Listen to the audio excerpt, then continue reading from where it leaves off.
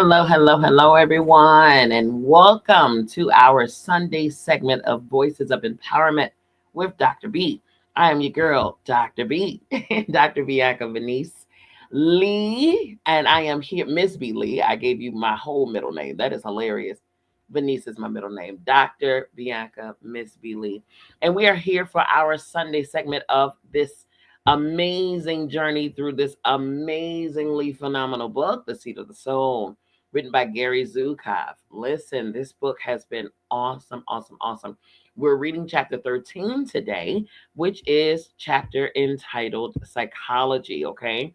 So we have about, after reading this, I think we have, it's only 16 chapters in the book. So we're going to be reading through this today. And depending on how short it is, I might move on to another chapter 14. Who knows? We shall see. But I hope you all are having an amazing Sunday. I hope this weekend has been phenomenally restful and productive for you. Time with family, I hope. But also, I hope this week was very productive. This past week that we just completed, I hope it was amazingly enlightening for you, that you learned something, at least something new about yourself, that you were able to learn a lesson and apply it and evolve and become better and all of those things. I hope that you loved on yourself, like you should. I hope that you treated yourself to something nice and sweet, no matter how great or small. I do. I hope that you had an amazing week, and I hope that it included all of those things. Okay, because mine did. Mine definitely included some of those things for myself, all of those things for myself, actually. I learned a lot of lessons. I felt a lot of feels, which is a part of this human experience. I did feel a lot of feels, mixed, both good and some not so good. You know what I'm saying? But again, that's where lessons are learned. You know what I mean? That's where the experiences brings the lessons, it brings the schooling and all of those things. And then wisdom when applied, right? When applied, wisdom comes. And I'm grateful for the journey of wisdom. I'm grateful for the journey of oneness with from myself to myself. I'm grateful for the awareness, self-awareness. I'm grateful for reflection. I'm grateful for honesty and truth with myself. Come on, somebody. That's something that we as a whole, we struggle with, you all. And that is telling the truth to yourself, like the raw truth to yourself, and to be willing to hear it. I'm going to tell you, no one should have to come and correct you. You should be able to do that on your own. You should be able to course correct yourself. You should be able to identify those things if you are communing with yourself as you should on a day to day, all day basis. No one should have to correct you. No one should have to pull your coattail, as they say. No one should have to. You should be able to identify and do it on your own. You should be able to self correct, self focus, right? You should be able to go within every day, even at the moment. If you do this regularly, then at the moment that's you do something that is out of your norm, out of your character, something that you shouldn't be doing, or whatever the case, you say something that you shouldn't have said. At that moment, you should really be able to gather yourself and correct it. You really should.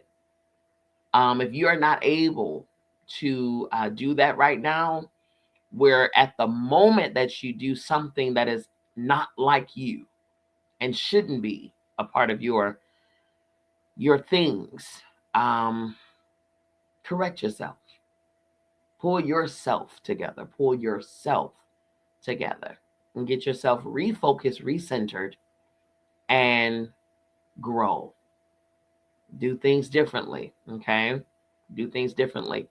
And this book is helping us to do that.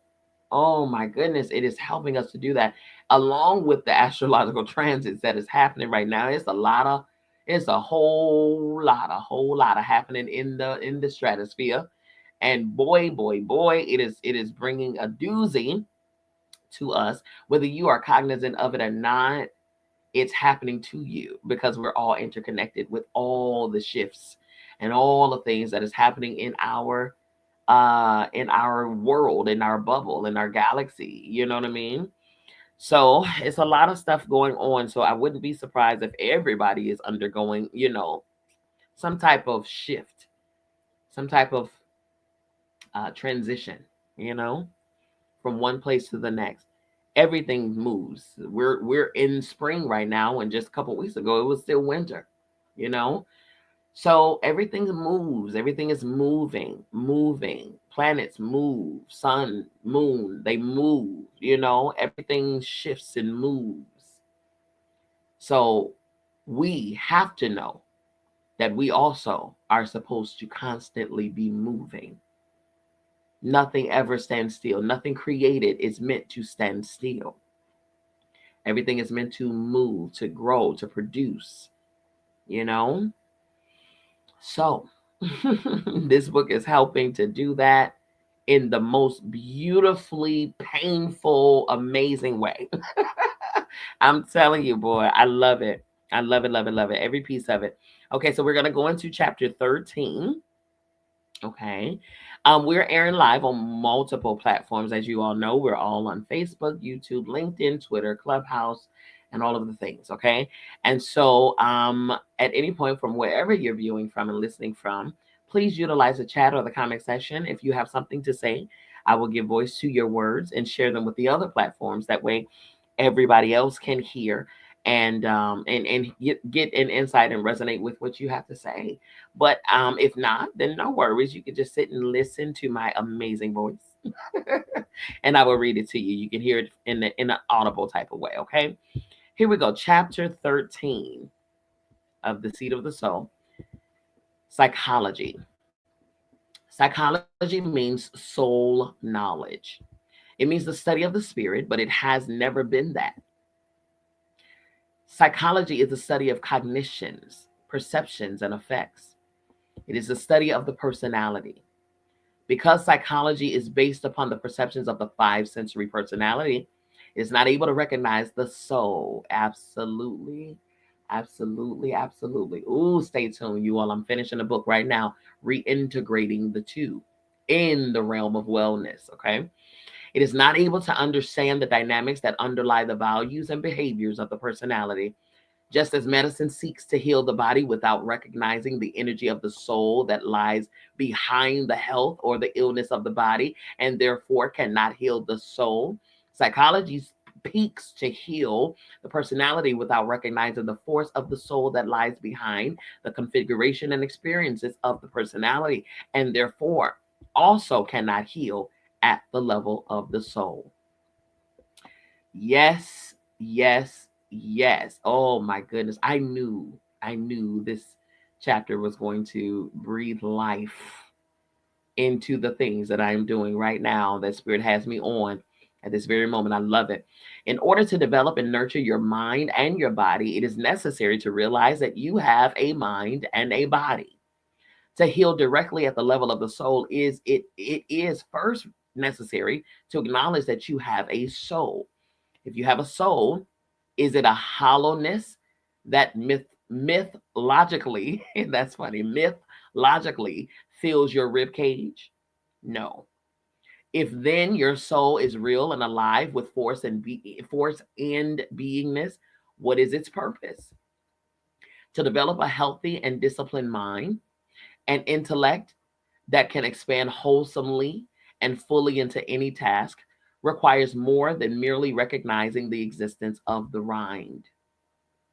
It requires understanding how the mind works, what it desires, what strengthens it, and what weakens it, and then applying that knowledge. In the same way, it is not possible to consciously assist the soul in its evolution merely by recognizing the existence of the soul. It is necessary to understand the soul's temperament, to learn what the soul can tolerate and what it can't tolerate, what contributes to its health and what breaks its health down. These things must be looked at. The means for doing this have not yet been developed. All, no, okay, so there's a letter missing here. Have not yet. Okay, I'm just gonna say they have not yet been created. Oh, not yet created a discipline and systematic understanding of the soul. We do not understand how our behaviors and activities affect the soul. When we see the personality in dysfunction, we do not think of what this reveals about the soul. Yet the personality is specific effects of the soul. Wait. Yet the personality is specific effects of the soul reduced to a physical form. Okay. It specifically affects the soul that is reduced to a physical form. Okay. It's worded kind of funky. Therefore, dysfunctions of the personality cannot be understood without an understanding of the soul. Dysfunctions of the personality cannot be understood without an understanding of the soul. That's why even in scripture it says the things of the spirit are foolish to the people of the world. Yeah, because it doesn't make any rational, logical sense. It doesn't make sense to their mind. But dysfunction of the personality cannot be understood without an understanding of the soul. Okay, you got to go within to understand what's happening on without. The fears, angers, and jealousies that deform the personality cannot be understood apart from the karmic circumstances that they serve. When you understand and truly understand that the experiences of your life are necessary to the balancing of the energy of your soul, you are free to not react to them personally, to not create more negative karma for your soul. Come on. Come on. I just had to remind myself about this yesterday. My goodness. Oof. Pain by itself is merely pain. But the experience of pain, coupled with an understanding that the pain serves a worthy purpose, is suffering. Suffering is meaningful. Suffering can be endured because there's a reason for it that is worth the effort. What is more worthy of your pain than the evolution of your soul? This does not mean that you become a martyr. When you understand that by consciously serving the evolution of your soul, you contribute the most that you can to the world. You become one who contributes consciously to the well-being and spiritual development of those who share the human learning experience with you. If you are unkind to yourself, you will be unkind to others. Listen, Linda. If you are unkind to yourself, you will be unkind to others. And if you are negligent of yourself, you will be that to others. Only by feeling compassion for yourself can you feel compassion for others. If you cannot love yourself, you cannot love others, and you cannot stand to see others loved. My God. Oh my goodness. If you cannot love yourself, you cannot love others, and you cannot stand to see others loved. Whoa. If you cannot treat your own self kindly, you will resent that treatment when you see it in anyone else. If you cannot love yourself, loving others becomes a very painful endeavor with only occasional moments of comfort. In other words, loving others or how you treat yourself is your own dose of your own medicine that you really give to others at the same time. Wow. Individuals who experience what might be thought of as a martyr attitude see themselves as giving all that they have to others. They see this as a form of loving, but in truth, the love that they give is contaminated because it is so filled with sorrow for themselves.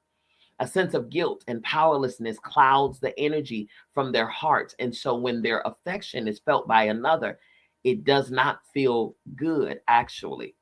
It feels somehow thick with need, yet the need is never articulated. So their love feels like cement pulling you. My word.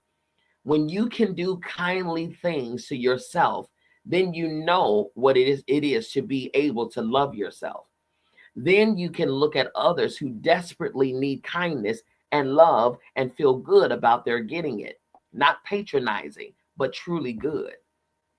This is the energy of the soul. This is the perception of the soul. When there is no compass, when there is guilt, remorse, anger, or sorrow, there is opportunity to heal the soul. What is the relationship of these experiences to a healthy soul and to a soul that is not healthy? What is a healthy soul? A spiritual psychology is necessary to answer these questions. A new discipline of the spirit that is truly of the spirit, that has as its focus the soul of the human being. Human evolution and the evolution of the spirit in matter is a very specific evolution. It is not haphazard, it is not chaotic, it is very specific. When certain necessary processes of the maturation of the union of matter and spirit are not honored, the spirit breaks down. When certain necessary processes of the maturation of the union of matter and spirit are not honored, the spirit breaks down.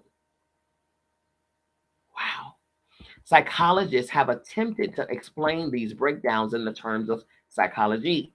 We can continue to use the language, but let psychology then expand to include a language of the spirit. Come on. This will eventually become its first tongue, so to speak, and all psychosis and psychotic breakdown will finally, eventually be put into its proper language, which is shattered spirit. Come on, man. Reincarnation and the role of karma in the development of the soul will be central parts of spiritual psychology. The characteristics of a personality, the qualities that make one personality different from another, cannot be appreciated without an understanding of the karma that created those characteristics. They cannot always be understood in terms of the history of the personality because they may reflect experiences that predate the personality, in some cases, by centuries. At issue, therefore, is not the effects of anger, jealousy, bitterness, sorrow, and so forth upon the personality, but upon the soul. An understanding of each of the personalities, each of the lifetimes of a soul is not necessary. The numerous lifetimes of a soul are not equally central to the development of each of its personalities. But without awareness of the experiences of those lifetimes that bear directly upon the struggles of your personality, you cannot understand the extent of what is being healed through your experiences or seeking to come to conclusion. If your soul was a Roman centurion, an Indian beggar, a Mexican mother, a nomad boy, and a medieval nun, among other incarnations, for example, if the karmic patterns that were set into motion without those lifetimes are in motion within you, you will not be able to understand your proclivities or interests or ways of responding to different situations without an awareness of the experiences of those lifetimes. It may be that the medieval nun of your soul developed an ability to see an angel. What an extraordinary spiritual achievement. Your non physical teacher will come to you upon those same frequencies of light. She gives to you the fruits of a lifetime of contemplation and struggle, that pain and courage. The Roman centurion of your soul is not dead millennia ago. That energy can literally step into your body and want to hold a modern weapon out of curiosity. Oh wow. Do you dislike certain types of people? Were you drawn to medicine as a child? Are you frightened of small places? Reactions such as these are not always explainable in terms of the experiences of your life. The healing power at the core of psychology is the power of consciousness, seeking out, facing with courage, and bringing into light of consciousness that which is unconsciousness, and therefore is a position of power over the personality, is what heals. When that which needs to be made conscious is not recognized to exist, such as the experiences of lifetimes that were lived in other places and at other times, it cannot be healed in this way. Have you left a partner or a spouse? Has a spouse or a partner left you? It may be that your souls have graciously and with great compassion agreed to enact within this lifetime a situation that they have experienced together in another lifetime or other lifetimes, a situation that still has healing potential for both. It may be that your souls have agreed to a mutual balancing of energy so that one experiences the same painful loss that it inflicted previously upon the other. Experiences such as these are not meant to cause meaningless pain. There is not one act in the universe that is not compassionate. Ooh, my goodness. My goodness. Your parents are the souls to whom you are closest in your lifetime and whose influence upon you is the greatest. This is so even if it does not appear that way. Mm. Even if, for example, you were separated from your parents or a parent at birth. Your soul and the souls of your parents agreed to your relationship in order to balance the energy that each needed to balance or to activate dynamics within each other that are essential to learning that each must learn. That's it. I say this all the time. I've said it all the time. We're listen, you were born to through your parents, not to them. So when it comes down to it, you chose these people because there's something in them that is conducive to your evolution and vice versa.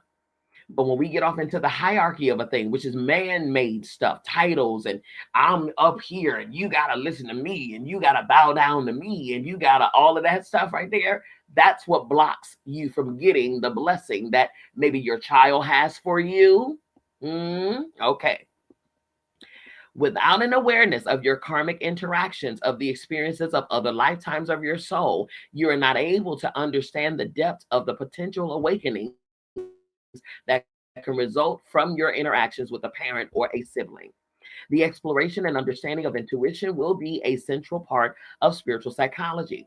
Intuition is the voice of the non physical world. It is the communication system that releases the five sensory personality from the limitations of its five sensory system that permits the multisensory personality to be multisensory.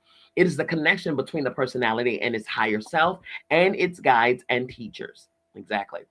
Psychology does not even recognize the intuition, right? Except as a curiosity.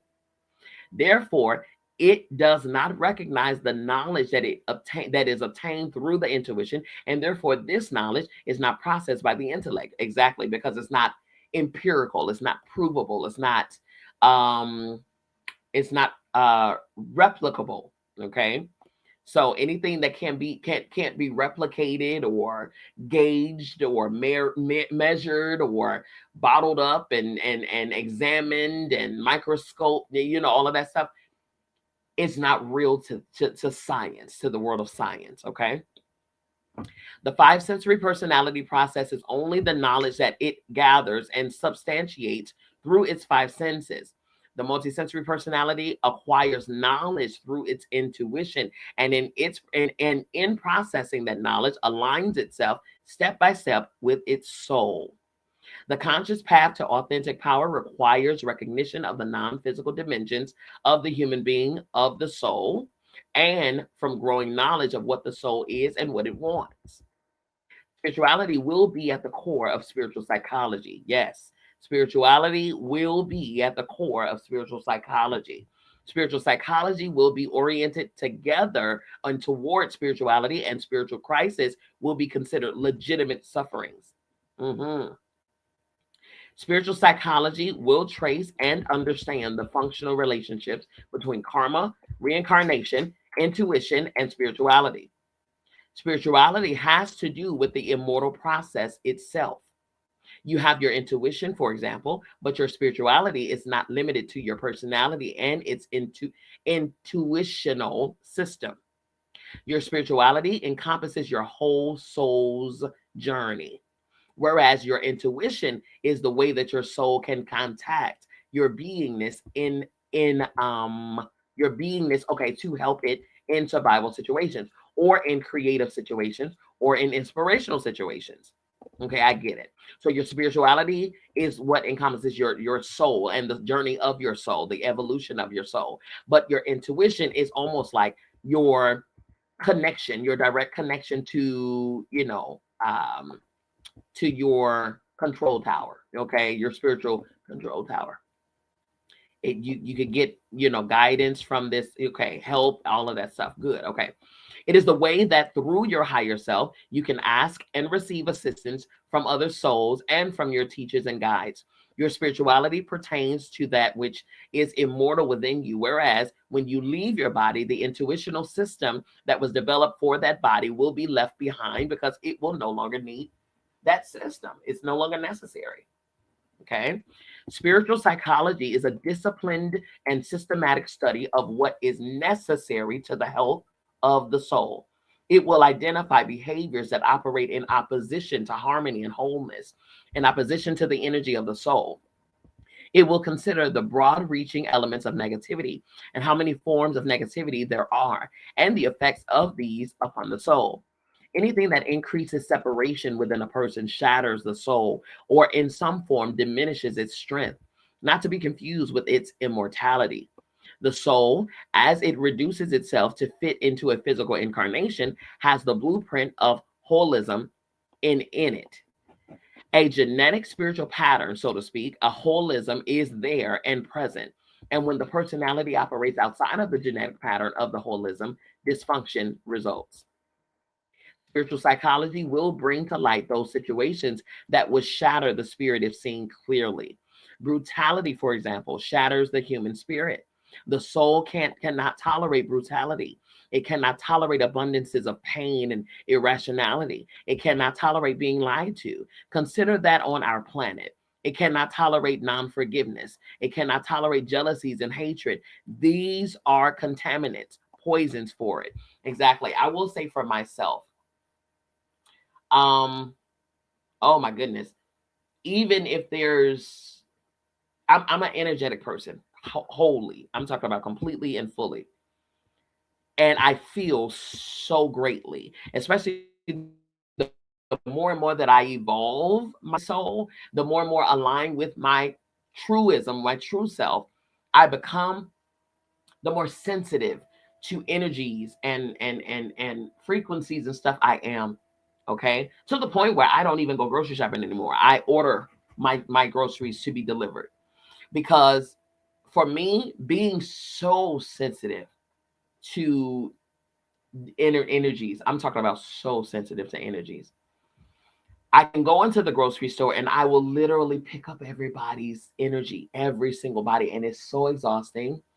It's so draining. It's so overwhelming, to where I would have to, run in, run out, like really mad dash, because it's too much. It's too much. And it's pulling, it's attaching, it's so much. So that's why for me, it's very imperative that I create or be in a healthy environment, because if not, I am not okay. I'm not clear. I'm having migraines. My body is drained and weak. I can't keep my eyes open because I'm so exhausted.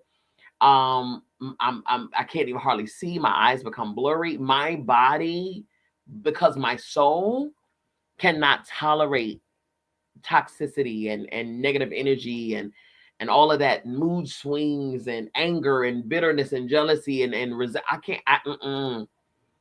Which is why when it's present, I'm not. I am not.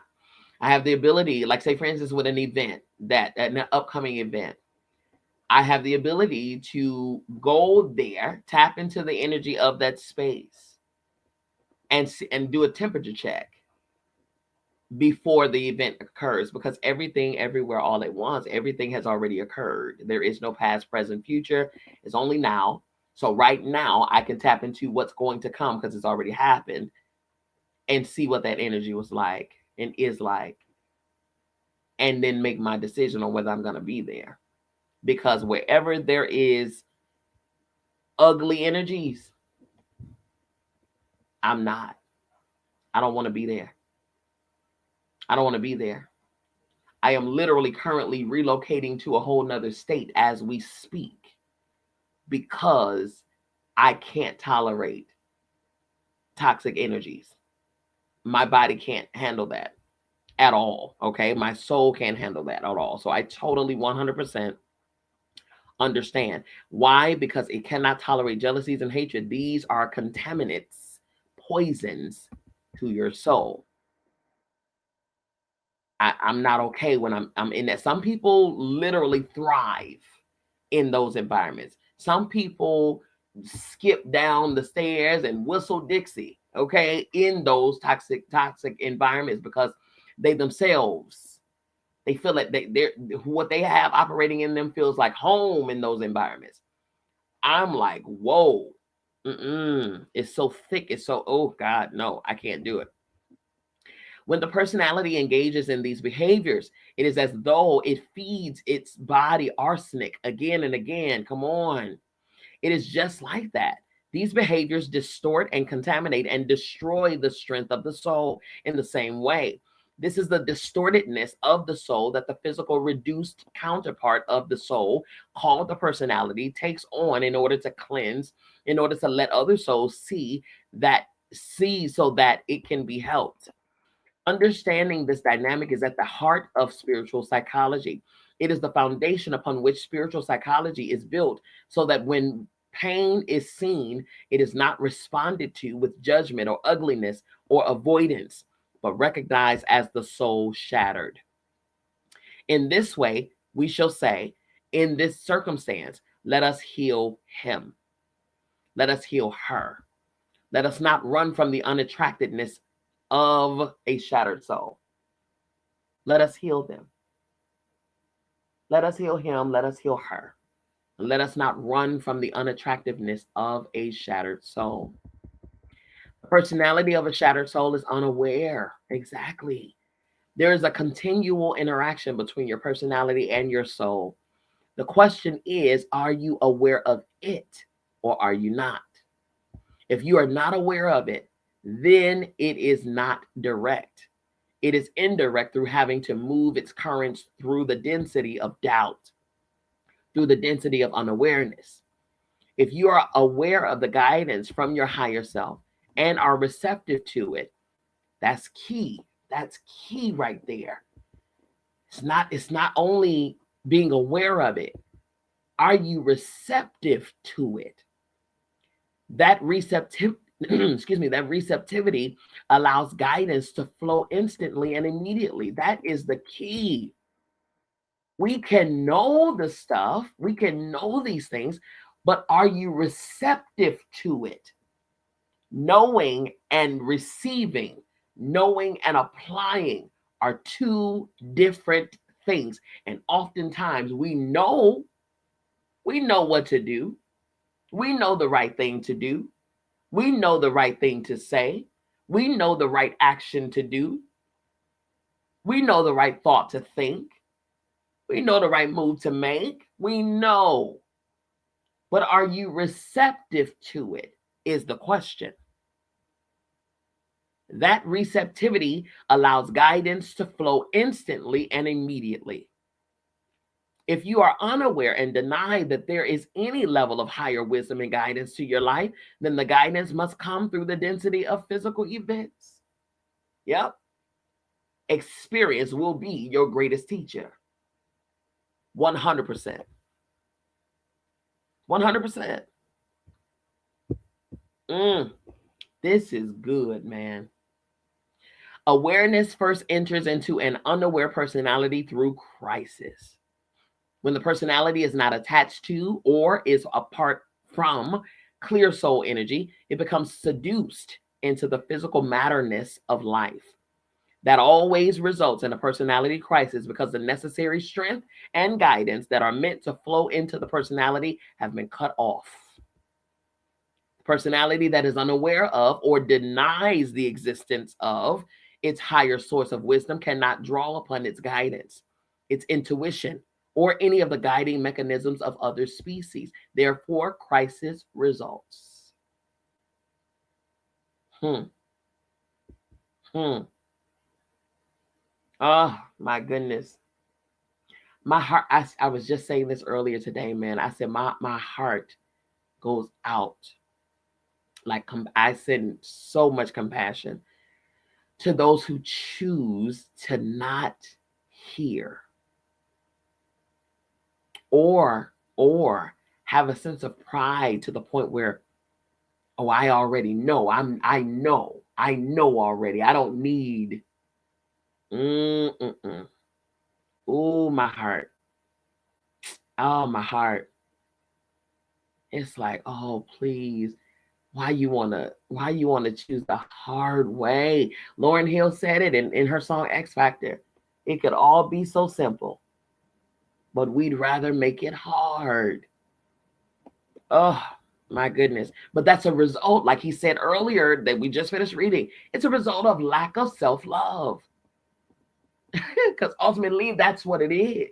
You're not loving yourself right. Because if you loved yourself right, you would hear, you would align, you would receive, you would apply, you would do, because you love yourself. And because you are careful with yourself, because you are tender and kind to yourself, you would not dare put yourself through the rigorous journey of crisis just to get the lesson. Come on, man. Was it meant that crisis be central to our growth? No. This pattern evolved through the choices that were made by our species. Crisis comes as a result of our choices. Choices of what? Choices not to adhere, not to receive, not to humble ourselves. Good God Almighty. Not to change, not to see ourselves, not to see where we need to grow. Man. The flow of our evolution did not have to include this pattern of crises. It did not have to include the experiences of pain and trauma, of emotional or physical violence or brutality in order to grow. It was given in divine order that our species would move into wholeness at some point in this evolution. How it moved and learned in the course of its evolution was left to be determined by the choices of our species made of how to maneuver energy within the Earth school. Doubt was created and chosen as the major teacher through human choice itself. Our species, our species chose this way of learning and therefore set karmic patterns into motion. Generational karmic patterns. Generational karmic patterns because of the choices of our foremothers and forefathers. They set karmic patterns in motion that now, generations later, we're still healing through. That's the effects of not adhering, not aligning, not receiving, not applying, not healing, not growing, not expanding, not evolving. We are susceptible to transfer this stuff down to a whole other generation so that more stuff and pain and trauma and crisis have to come. As our species evolve, as it experienced its spectrum of fears, its spectrum of desires, its spectrum of attachments to the physical, collectively and individually, certain choices began to characterize and form the path that would be most familiar to us. And we mess around and call it tradition. That's just how our family, that's what our family do. That's what we known for. We call that familiar crisis chaos tradition. Awakening into the need to touch something more, to touch one's own spiritual energy system is now a well-worn path that includes the experience of becoming physically powerless in relation to the structure of the earth school before the soul will reach for genuine power. In other words, the awakening of the personality to the potential of the soul has come to require the loss of a mate, or the death of a child, or the collapse of a business, or some situation that renders the individual powerless. It requires the failure of external power. That to the five sensory personality is crisis. Spiritual psychology addresses this situation by addressing directly the issue of authentic power. It is timely because it comes at a time when our species is evolving beyond the five sensory personality, beyond learning through five sensory exploration of the physical world, which is external power, and into the experiences of the multisensory personality, the experiences of the non-physical world, and the conscious journey toward authentic power through responsible choice with the assistance of non-physical guides and teachers. Personality, including the five sensory personality, is neither positive nor negative. It is a tool of the soul. That's why I don't even subscribe to labels and titles and all of that stuff. Like, nah, that's man stuff. That's man stuff. Even I've evolved out of identifying duality and polarity, feminine and masculine. Oneness, the one, the all. Because in the one and in the all is all. I don't have to break down. It encompasses everything in the all. Okay. The development of the five senses was a celebration in which the intellect was expanded and our species was allowed to learn through physical matter. The quest for external power came to be generated by insecurity, not because of the limitations of the five sensory personality, but because of the choices that were made by our species to learn through fear and doubt instead of through wisdom. Mm. Our species is again being given the chance to choose how it will learn, how it will evolve. This is a time for us as a species and as individuals to choose again. It is an opportunity for us as a species, as individuals, to choose differently, to choose otherwise, to choose this time to learn love through wisdom, to take the vertical path of clarity, of conscious growth and conscious life. We are coming to the end of a phase of evolution that was written long before we existed. When the learning and evolution of our species was designed, it was designed to complement cycles, great cycles that work within the universe, within our galaxy, and within others. These cycles move within physical form at certain speeds, serving certain purposes and balances of energies. The cycle that we are ending and therefore beginning is of a moment in which three cycles come to conclusion and begin again. These cycles act one inside of the other, just as the moon orbits the earth, orbits the and there are orbits within orbits. So too, there are cycles within cycles. Got it. Okay. We are coming to the close of a grand cycle astrologically, a 2,000-year cycle, and an even grander cycle where a 25,000-year cycle is linking with the conclusion of a 125,000-year cycle. That is why these things within this moment are in our evolution are happening now. This is when they are meant to be. The negativity of the last 2,000-year cycle is being collected now so that it can be discharged and transformed so that the next cycle of 2,000 years, which starts with the next beginning cycle of 25,000 years and the next beginning cycle of 125,000 years, all three simultaneously can begin fresh. What did I say earlier? Past, present, future. Everything, everywhere, all at once. Everything is happening now at the same time. This is what this present situation and moment upon our earth is about. The birth of very different opportunities to release patterns that are no longer necessary. The more light, literally, the more enlightened that you are, the more you will choose different ways. Come on here. Come on, come on, come on, come on. This is how you can gauge, you all. This is how you can gauge your level, your evolution, and where you are in your journey of evolution. When things that you used to like, things that you used to do, ways that you used to think, behaviors that you used to behave in are no longer fun for you. When old things that you used to eat, things that you used to have a taste for, no longer taste good. The more light, literally, the more enlightened that you are, the more you will choose different ways. Yeah. So if you do the same stuff over and over and over and over and over and over and over again, it is sure sign that in that area you are not evolving. Right? I identified one of my areas today, actually yesterday, but I really, the light bulb was bright today. Seriously. I always do this, man. Like I said, if you should be able to check yourself before anybody else can. I sat with myself today, and as I do almost every day, where I was like, man, that should not have been able to take place. That should not have happened. That should not have happened. That means that there's okay. So that's something that needs to still be like, how were you able to get pulled back into that right there? What was that about?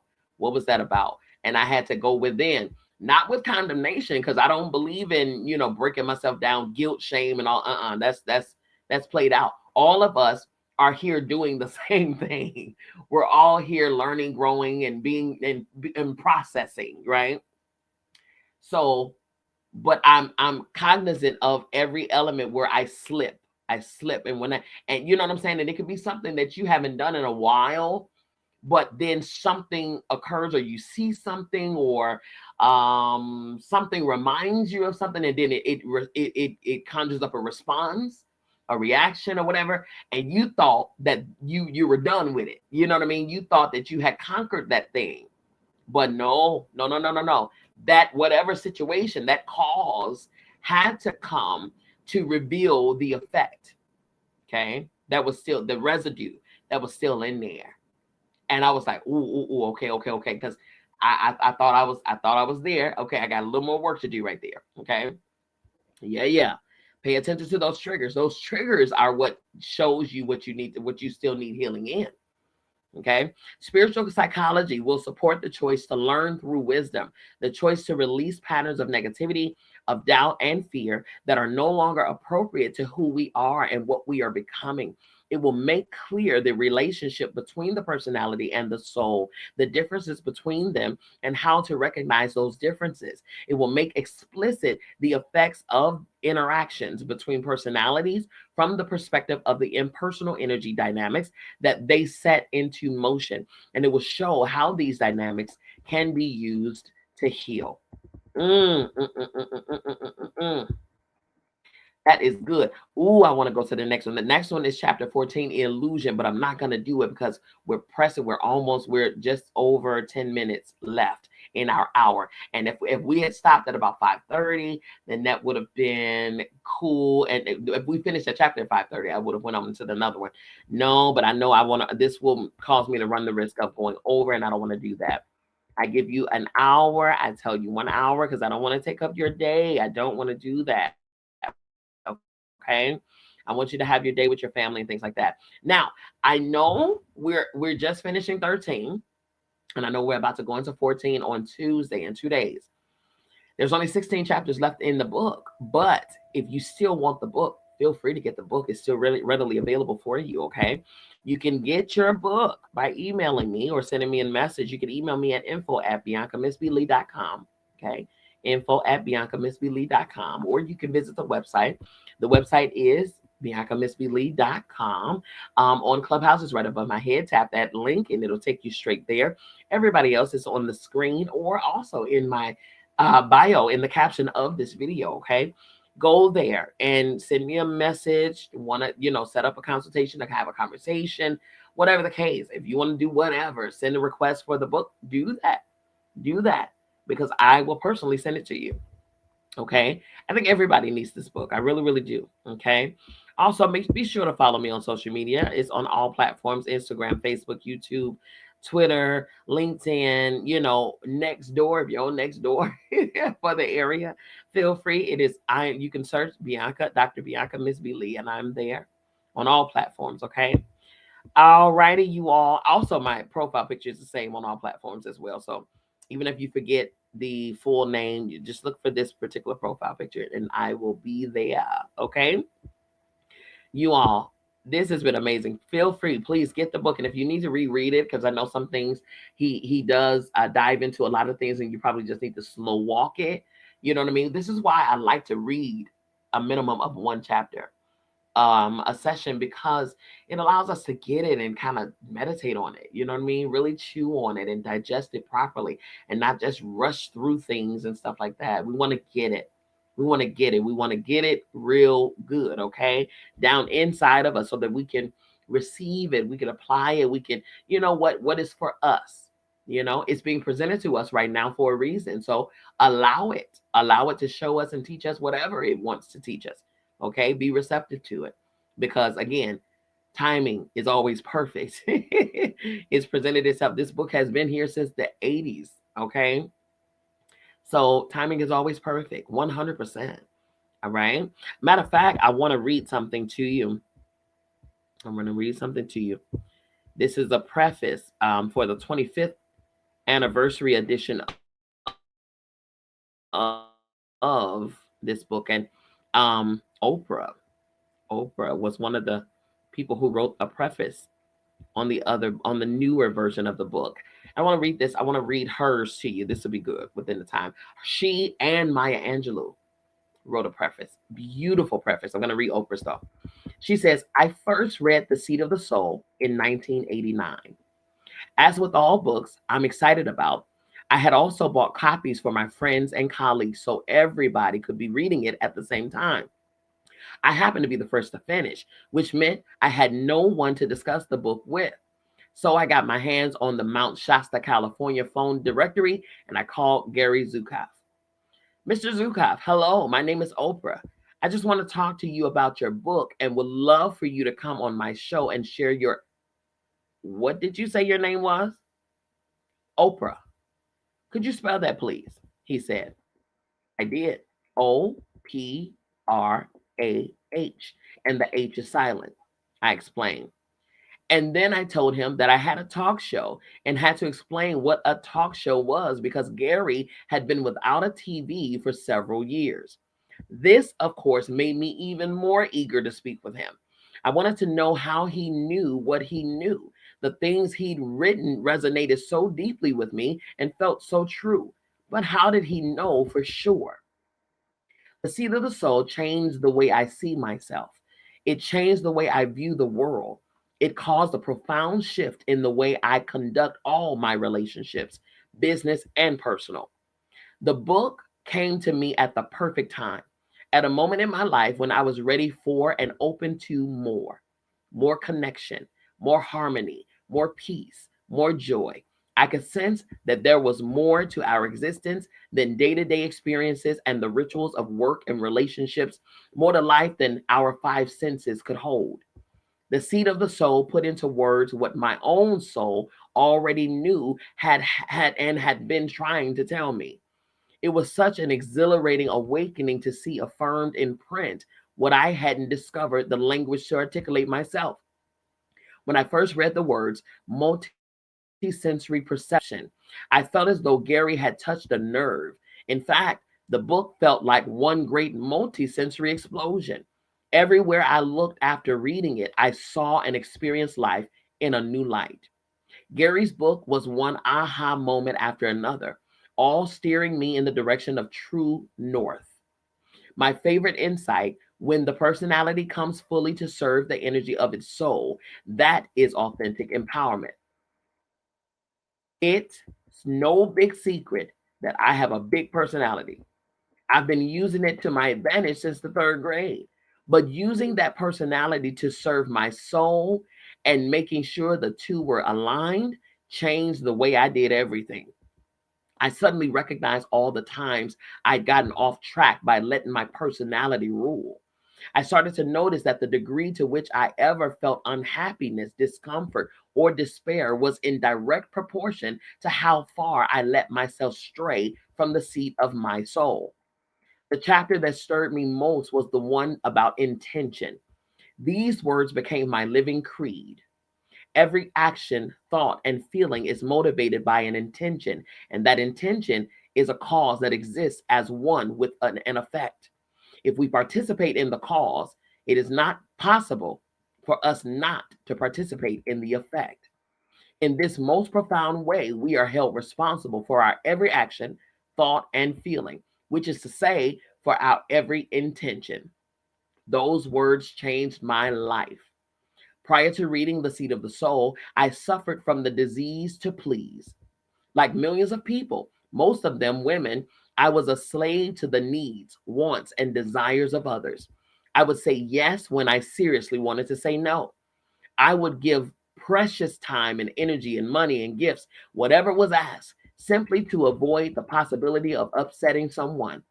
I once flew from Chicago to Spain, appeared on stage for less than 45 seconds at a friend's charity benefit, then got back on a plane and flew straight to work to do my show, all because I didn't know how to say no. To this day, I couldn't even tell you what the charity event was for. This sort of thing used to happen to me a lot. My life was a whirlwind of one event after another, nonstop speaking engagements, appearances, and for almost anyone who asked. I wanted people to like me. And as long as I gave them what they wanted, I suppose they did. My breakthrough was recognizing that my intention to be liked was causing all the request, cause and effect. If your intention is to do what other people want, they will keep asking you to do exactly that. That was an aha moment. When I changed my intention to be about doing what I wanted, what I felt was worthy of my time, the effect automatically changed.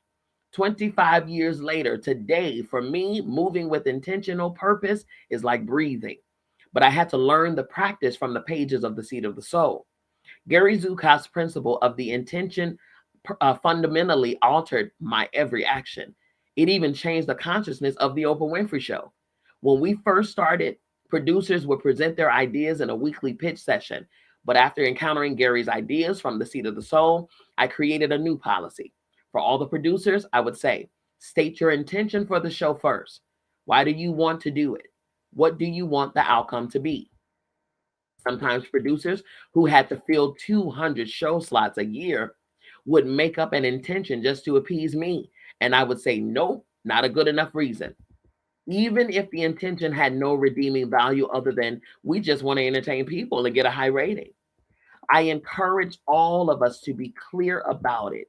State your case with intention and purpose, and the result will follow suit. On Gary Zukav's first appearance on my show in 1998, he discussed the nature of the soul. That interview set my career on a new course. Bringing spirituality to daytime television was uncharted territory. Having a conversation about consciousness, responsibility, intention, and the law of cause and effect was not exactly ratings busting TV. But I told myself, if not now, when? To be honest, had I not owned and controlled the show, Gary's 36 appearances over the years would never have happened. My producers were convinced in the beginning that television wasn't ready for a conversation about the soul, but the course I took has served me well. And I continue to explore the spiritual side of life on my own cable network. Quite frankly, I don't believe I would ever have dreamed of creating such a network had I not read The Seed of the Soul. I've taught leadership classes at the Oprah Winfrey Leadership Academy for Girls with the help of The Seed of the Soul. I've used its principles to teach elementary school students, high school students, even MBAs at the Kellogg School of Management. I set a surge of delight every single time someone reads this book and feels the amazement I felt 25 years ago. If you're ready to see the world in a new way, if you're ready for your life to open up and change, if you're ready for an exhilarating awakening, I think you'll feel it too. I love that. I love that. When I read that, I said, "Oh, this is good." And I love that too because she got that. She said she got it back in the 80s.